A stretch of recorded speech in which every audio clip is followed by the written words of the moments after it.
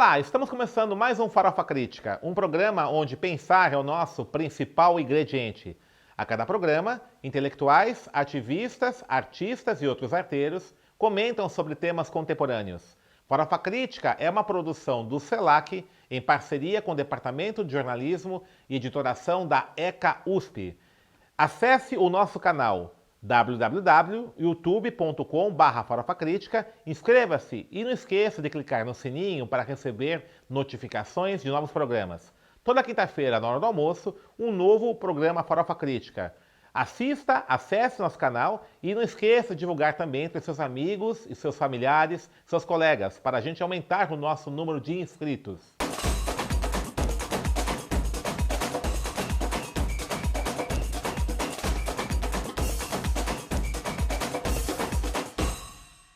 Hoje, Farofa Crítica recebe Gabriela Mendes Chaves, economista, mestranda na Universidade Federal do ABC e proprietária e criadora da No Front Empreendedoramento Financeiro. Gabriela, obrigado por ter aceito o nosso convite. Você dá aula de educação financeira baseada no Racionais, é isso? Conta pra gente o que é isso aí. É isso mesmo. Eu me formei em economia e comecei a trabalhar no mercado financeiro. E aí eu percebi a diferença de mundos entre as pessoas que estão na Paulista e na Faria Lima, que têm conhecimento de educação financeira, e as pessoas da periferia, que estão geralmente muito endividadas, não têm nenhuma reserva de emergência. Então eu me coloquei a pensar como que eu poderia criar uma metodologia que dialogasse com a realidade das pessoas à minha volta. Então eu vi que tinham muitos conteúdos sobre educação financeira, sobretudo na internet, mas conteúdos que estavam mais direcionados para uma classe média baixa do que para um sujeito periférico, sobretudo para um sujeito negro. E aí eu coloquei a me pensar qual seria esse gatilho que faria as pessoas pensar de economia sob um viés coletivo, um viés que envolvesse raça e classe. E como eu vim do Taboão da Serra, cresci ouvindo Racionais, foi quase que automático pensar neles como uma forma de chamar a atenção das pessoas para a questão da economia. E como é que você construiu essa metodologia? Como é que foi?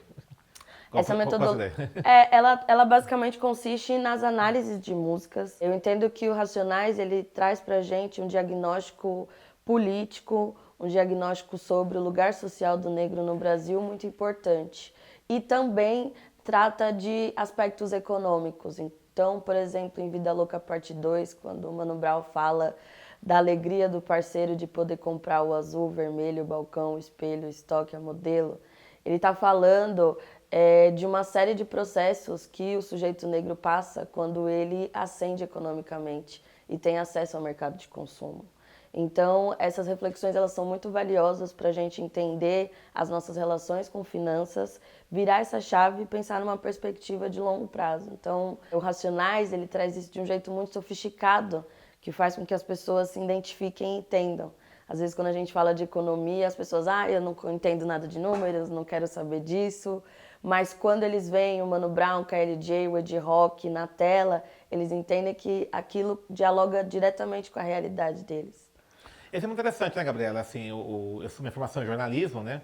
E uma crítica que a gente faz no jornalismo econômico é justamente que ele tende sempre a direcionar essa narrativa para esse especulador no mercado financeiro, né? Esse que colocou da classe alta, média alta, né? Enfim, esse segmento hegemônico aí na economia, né?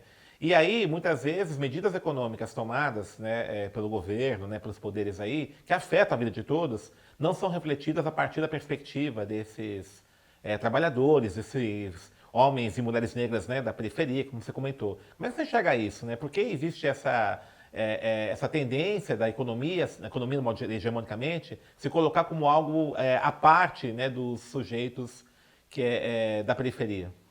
Acho que isso está lastreado num projeto de poder. Conhecimento é poder e o conhecimento sobre economia, ele representa um poder muito grande na sociedade capitalista. Então, eu acho que essa economia mimética de sobe, desce, ninguém Bolsa de entende valores, nada dólar. o que está acontecendo, ela é intencional para confundir as pessoas e aliená-las desse contexto econômico. Então, geralmente nos cursos, quando as pessoas entendem o que é uma política monetária, qual é o papel da Selic na economia brasileira, elas falam, ué, mas como ninguém me explicou isso antes? Não é tão difícil assim. Mas justamente há uma intencionalidade em ficar tratando de alguns indicadores e ficar mimético, subiu, desceu, e as pessoas ficam muito confusas com isso, né? Então, eu acredito muito que conhecimento é poder e o conhecimento econômico ele está à margem dessas populações periféricas porque hoje o sistema financeiro se beneficia muito do endividamento da população. O Brasil ele tem um dos maiores spreads do mundo, a gente tem níveis absurdos de endividamento, então é intencional essa falta de educação Para falar financeira. spread, é a diferença da taxa básica para a taxa cobrada, é isso? Exatamente. Que chama taxa de risco, né? Exatamente. A diferença entre o que o banco cobra quando ele te empresta dinheiro E o que ele toma, e né? o que ele te paga quando você investe. Você pode dar um exemplo, mais ou menos, dessa diferença? Por exemplo, se você pegar um empréstimo no cheque especial, hoje está na média de 300% ao ano. Se você investir o seu dinheiro num CDB, você vai ganhar, em média, 5% ao ano. Tá 295%. Tem 295 aí de diferença. Alguém tá recebendo, alguém tá pegando essa grana aí. Exatamente. Tá certo. E no seu curso, no curso que você oferece, né? Como é que são os cursos que você oferece? Primeiramente, são oficinas? A gente trabalha numa perspectiva de oferecer cursos presenciais, palestras, workshops, e agora a gente está com um curso online. Então, basicamente, essa metodologia, a gente aproxima os alunos das músicas do Racionais e orienta para uma escuta voltada para a questão econômica. Então, tem uma música, por exemplo, do Racionais, desse último disco, Cores e Valores, de 2014, que chama Eu Compro. E é uma música em que o consumo ele aparece na obra do Racionais de uma forma que não tinha aparecido antes. O refrão da música é eu compro, eu compro, eu compro, eu compro. Então, a gente pega essas músicas e coloca as pessoas para refletir em torno da relação delas com o consumo. Por que a população negra tem tanto gasto com roupa, com tênis, com comida? Por que algumas das nossos gatilhos, das nossas compulsões estão tão centralizadas em bens de necessidade básica? O que a mídia chama de ostentação, muitas vezes é o mínimo. Certo. É uma casa com dignidade, é uma roupa decente e 3 alimentações por dia. Só que a ostentação ela se torna um problema quando um sujeito que não deveria estar ocupando aquele espaço assume aquilo para si. Então, as classes mais altas sempre andaram de helicóptero. Sim. E isso nunca foi um problema. Não é ostentação, isso. Não é ostentação. Uhum. Mas quando o helicóptero é colocado na favela, aí isso vira um grande problema social. Certo. E de uma sociedade que não vê problema nenhum em ver homens negros em situação de rua. Perfeito. Então a gente discute, por exemplo, o Emicida teve um determinado evento que ele usou um terno de 15 mil reais. E isso foi um choque social, as mídias, todo mundo ficou reclamando. E a reflexão é por que não há esse mesmo choque social de ver um homem negro em situação de rua? Porque os globais sempre usaram ternos, talvez até muito mais caros do que 15 mil reais. Por que causa tanto choque social, Emicida, usar um terno de 15 mil reais? E tem uma outra ponta dessa faca de dois gumes, que é uma geração mais jovem que realmente acredita que o consumo pode emancipar. Tá. E aí a gente tem um problema, e é muito importante no curso a gente problematizar isso, que é pensar a riqueza no capitalismo ela não destrói o racismo. Certo. Então a gente tem uma série de exemplos de pessoas negras milionárias, no exemplo dos Estados Unidos, a Oprah Winfrey é uma das mulheres mais ricas do país e sistematicamente ela sofre racismo. Sim. Então é muito importante trazer esses elementos da economia estrutural para que a gente faça um projeto que é um projeto de crescimento comunitário, intracomunitário e não um projeto de crescimento que só escoa os nossos recursos para as grandes empresas. Perfeito. A gente tem ganhado mais do que os nossos avós, por exemplo, e mesmo assim a gente está muito mais endividado que eles. Hoje na periferia tem senhoras de 68 anos que, com o dinheiro de uma aposentadoria ruim, conseguem ajudar os netos. Então como é que esse neto, ganhando mais que essa avó, está endividado? São as questões que a gente coloca para essa juventude que, por vezes, encara o consumo como uma forma de inclusão, como uma forma de aceitação. E é importante a gente entender que o consumo tem o seu limite. Você pode estar com todo vestido de diamantes, você ainda vai ser uma pessoa negra e o sistema provavelmente não vai te aceitar. E você não acha que essa questão dessa paixão pelo consumo, consumo como espaço da libertação, né, que é a ideia que você está colocando, né? Achei bem interessante. Ele decorre hoje por conta de um avanço nas tecnologias da informação e comunicação, que aumentou essa ideia da visibilidade. Então você tem, assim, por exemplo, essa visibilidade de bens de consumo muito maior do que anteriormente, por isso que hoje essa paixão, essa ideia de o consumo liberta por si só, ele é mais forte. Como é que você enxerga isso? Eu acho que a principal diferença de hoje é o acesso a crédito. Se você pegar na década de 70, 80, você já consegue ver na juventude esse apreço por marcas. Apreço pela calça da Levi's, pela Nike, que seja. Mas era mais difícil. Mas era mais difícil acessar esse bem. Então, o que tá. as pessoas faziam? Comprava uma calça jeans, comprava uma etiqueta Eu e fazia colava isso. na calça. Eu fiz isso muitas vezes. Eu fazia isso. Entendeu?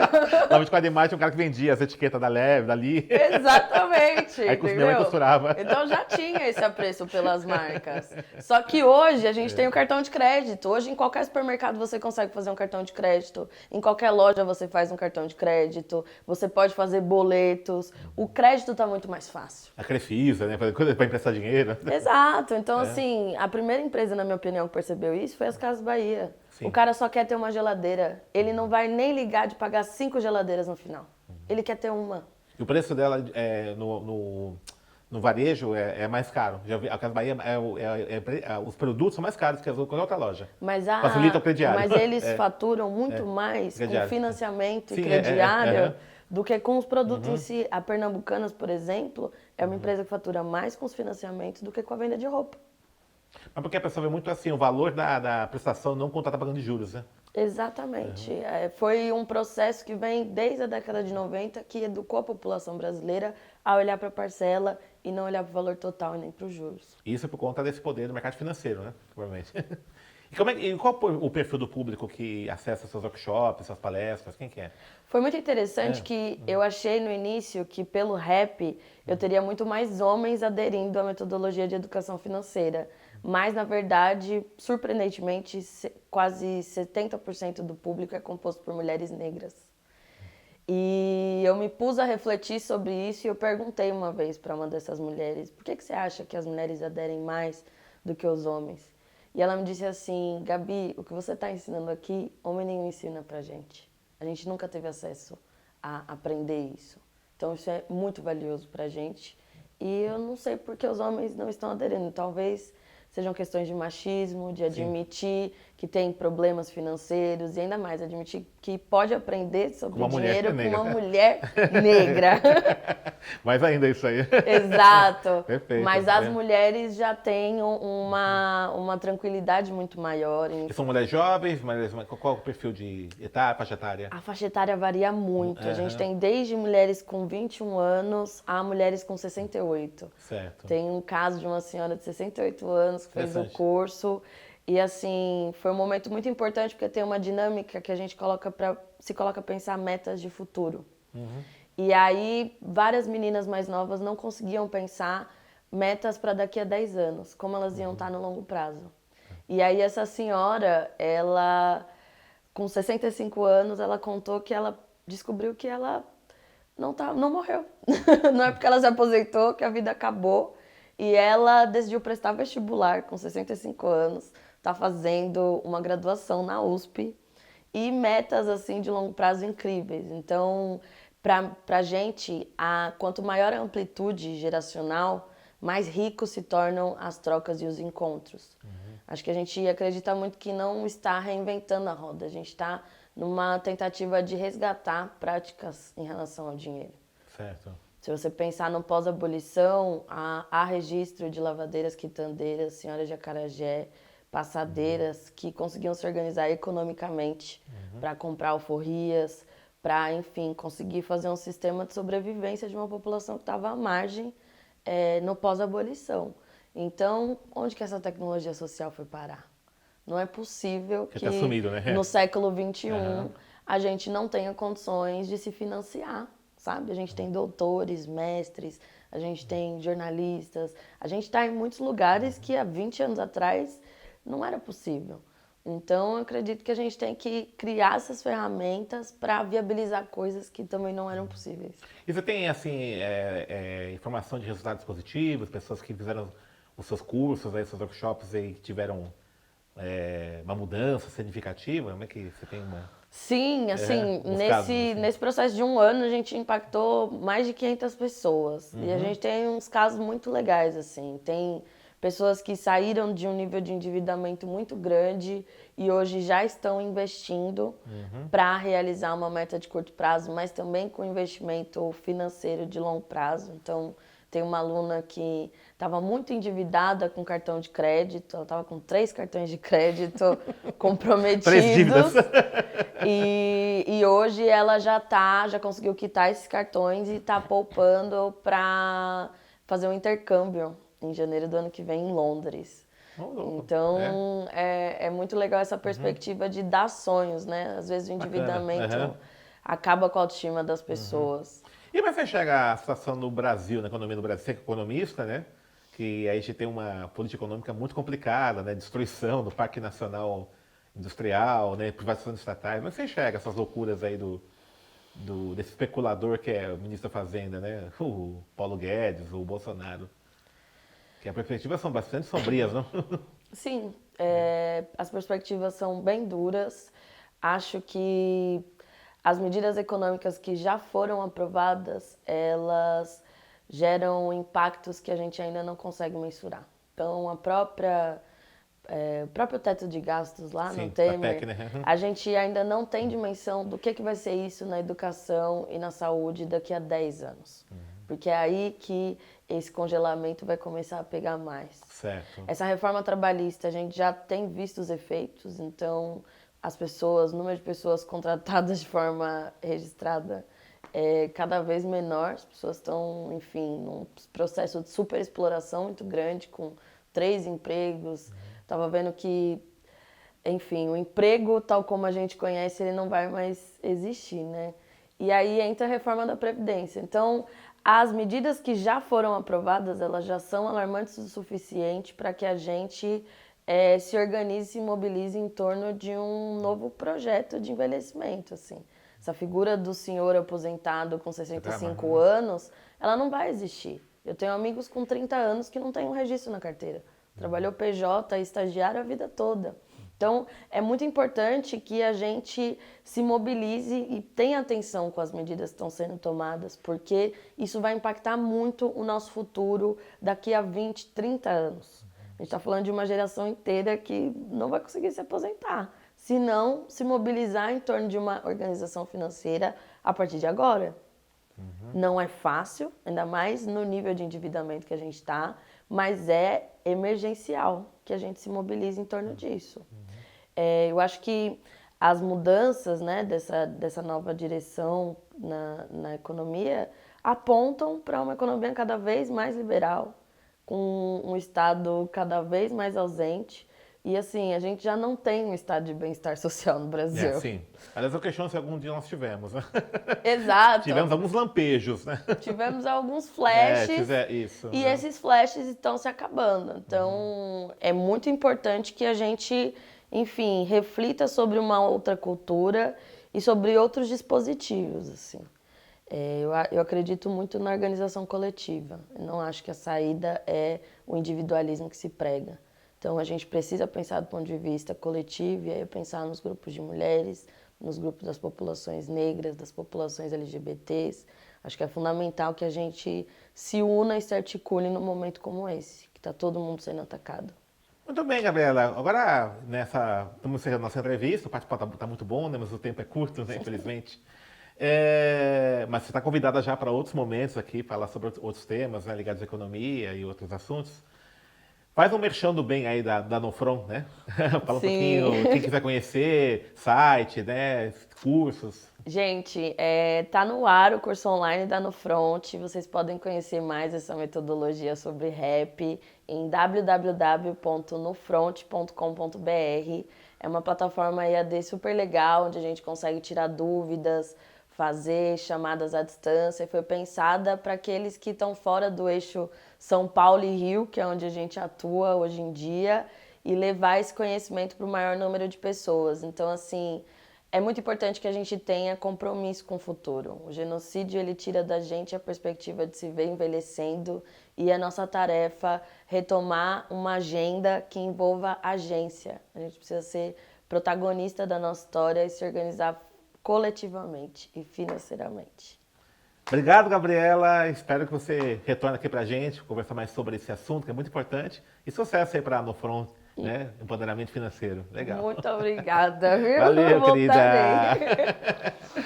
Conversei hoje com a Gabriela, da No Front Empoderamento Financeiro, que falou sobre o projeto de empoderamento de mulheres negras, homens negros, da periferia, né? Nessa situação muito difícil que nós vivemos hoje.